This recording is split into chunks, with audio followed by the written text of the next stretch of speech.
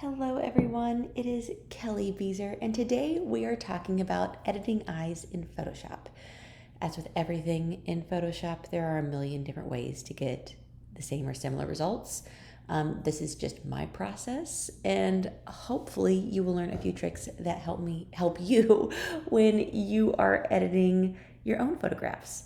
But today, this is a self-portrait that I took, an art-inspired self-portrait inspired by a painting by Tamara Delimpica, and she's fabulous. Look up her paintings. She was in the early 1900s and just fabulous. But this is a really good candidate for taking the time to edit the eyes because they're really visible, right? I was actually editing a family session today. Here you go. And, his eyes are in focus. He's got catch lights. Those are both things I look for before I start editing eyes. But he's far enough away in this particular frame that if I went through this whole process, you really wouldn't be able to see a huge difference in the photograph if I went through the process of editing his eyes specifically. So it's just not worth the time, right? Especially when I'm editing a session of 50 photos, going through and doing that 50 times when you can't really tell, our time's valuable. So don't waste it if, the results don't necessitate it. But back to this one. Again, I always go in and I make sure that the eyes are in super sharp focus and that I've got catch lights. We have both of those things here. And now I can just go in and start editing the eyes. There will be a lot of edits to this photo, most likely before I'm done with it, but I always like to start with skin and eye edits. Also, while we're here, can we just talk about the fact that a skin and nobody should look like a different human after you're done editing their skin and eyes. I am 40, I have pores and texture.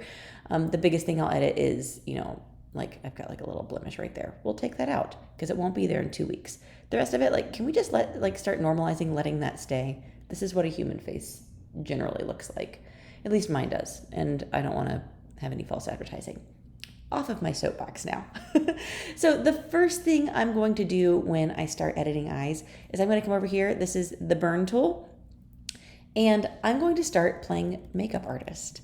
I'm going to make this brush nice and small. I'm also going to create a duplicate background layer. That's Command J in Photoshop, just so that if I make any mistakes, I'm not ruining the photograph. I can delete them. But I'm just going to come in here and see where I've got this eyeliner. I'm going to start just kind of darkening it and kind of, I guess emphasizing what I've already done with makeup. Using this burn tool. I also do the same things for highlights and shadows globally on a photo. But all this is going to do is just kind of make that makeup bolder. So I'm just kind of tracing over where I've already done it, and I'll zoom out. You can kind of see it's just like eyeliner. I'm not really not changing my eyes so much as I'm just acting like I was better at makeup this day. And then I'm going to even come in here in this crease of my eye and just act like there's a little bit of eyeshadow over there. The next thing I'm going to do is I'm going to press Option with this burn tool.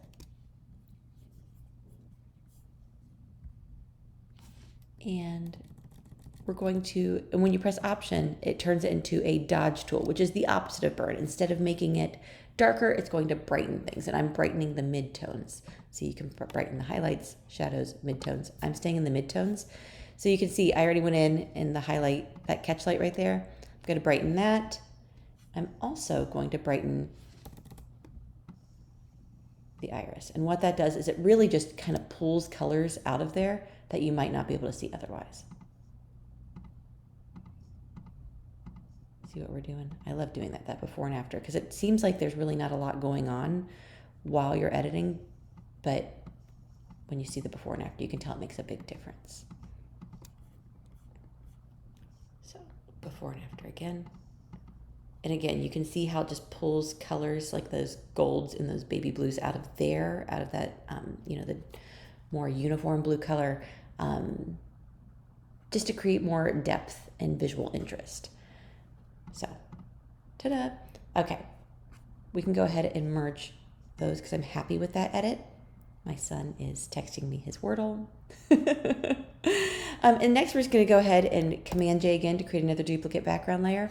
And this time we're going to come up to Filter, Other, and High Pass. And let's keep the radius right around. Let's go all the way up to 10 pixels here. We're going to press OK. And obviously we don't want it to stay like this, but what we're going to do is we're going to put this in soft light blending mode. And you can see it sharpens everything. Now, I don't want to sharpen everything. I talked about, skin texture being normal. I don't want to make it worse either. So we're going to make a layer mask here. And by pressing Command I, we invert that layer mask. So we fill that layer mask with black. And now it's hidden that whole high pass effect. But I do want to see it on the eye. So I'm going to come over here to my brush tool. We're going to change this to white so we can start revealing things, right? Let's make the brush the right size. And now when I brush it on the eye, you can see it's sharpened only the eye. Now you could go crazy and really, really sharpen these. And for a while that was a big trend in eye editing. I think it starts to look a little weird if you go too much. Honestly, 30% there, I had this brush on 34%. That's gonna be plenty for me. All it does is it ensures that the eye is drawn straight to this focal point for your viewer, so they look straight at the eyes. It's just sharpening it a little bit more than everything else in the frame. I would probably stop there. Again, it's a personal preference. You edit in the way that matches your artistic vision. Oh my goodness, my family is really into texting about Wordle this morning. I apologize. Let's go ahead and merge those layers. And now all I'm going to do is I'm going to work on the under eye area and the whites of the eyes. So again, make that background layer so that you can go back if you make a mistake. And the way I like to edit under eyes is just coming in here with this patch tool and selecting the area where it's a little dark or puffy or all of the above. I have a lot of kids, so that happens. I'm just going to drag it to an area that's not dark and puffy. Now, I could stay there. Actually, you know what? Let's go back. We're going to just edit this blemish real quick so that's not getting in the way. Now let's try that again. So we're going to take this dark and or puffy area, drag it back up there. Now, if I left it like this, it would be not good. So all I'm going to do is I'm just going to come down here to edit and fade patch selection. I'm going to bring it down to about 35%. And you can see when you do it that way, it's just smoothing that area out, like adding concealer. Again, much of my face editing is, I kind of relate it back to just putting on makeup. And I like to look at it that way because it's, makeup does not change who you are. It can change your appearance drastically, but it's not changing the structure of your face in a way that makes you a different person entirely. It's just enhancing or hiding things that you want to enhance or hide. So you can see just a little bit of a cover up there. And then we're going to come into, we can merge that. So layer, merge visible, a new background layer. And now we're going to come to color right here. So we've put the blending mode on color blending mode. And I'm going to make this white. Now this is probably going to be far too cold, but it's a good place to start. And all I'm doing, see these like little weird veiny things? They can be distracting. So I'm just going to not change the luminance or anything else other than that color. And it just brightens up the eyes a little bit. Now, honestly, it made these veins kind of scary. So we might just merge those, make a new layer, and let's just soften these a little bit. And we'll fade that patch selection.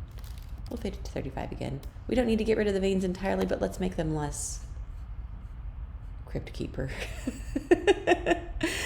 So again, that's really all I would do with eyes. I'm not going to change the shape of my eyes. I'm not going to change anything crazy. It's just about brightening them, adding depth, and kind of just enhancing what's already there. And doing the makeup I was too lazy to do before taking this picture. I will post the final edit of this after I'm done editing everything so you can see it. But if you have any questions about this process or the tools I use or why I use them or anything else, don't hesitate to reach out and ask. I'm always happy to help where I can. And thank you so much for hanging out with me. See you soon.